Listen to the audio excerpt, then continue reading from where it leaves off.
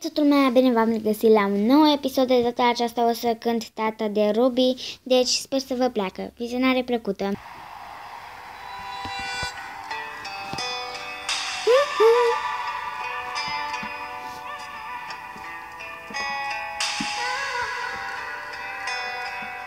Am obosit atât adânc și tare aș mai sta.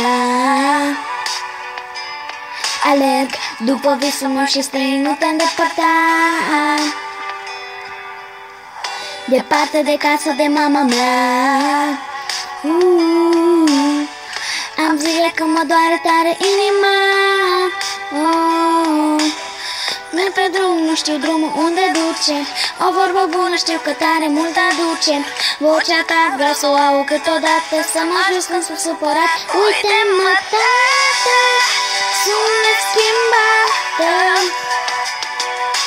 Când mă pierd în nori și ploi, am nevoie doar de voi. Tată, în lume uitată, câteodată-i mai ușor să plângi când ți se face dor.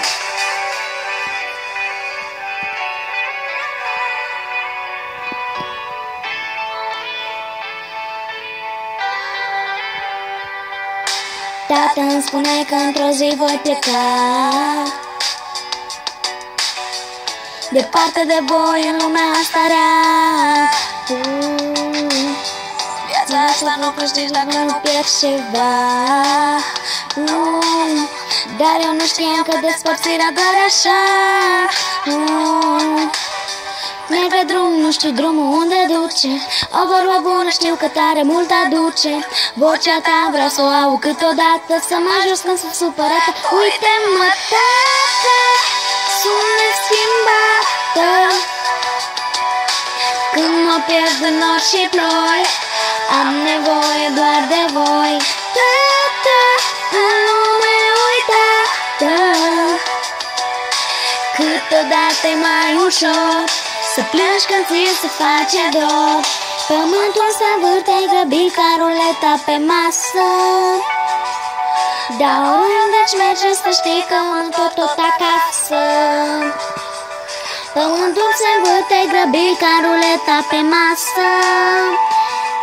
Dar mama și tată să știți că rămân tot a voastră. Uite-mă, tată, sunt neschimbată. Când mă pierd în nori și ploi, am nevoie doar de voi. Tată, în lume uitată, câteodată-i mai ușor să plângi când ți se face dor. Sunt neschimbată, câteodată-i mai ușor să plângi când ți se face dor. Sper că v-a plăcut. Nu uitați, dacă v-a plăcut, să dați like, să vă abonați și ne vedem data viitoare. Pa!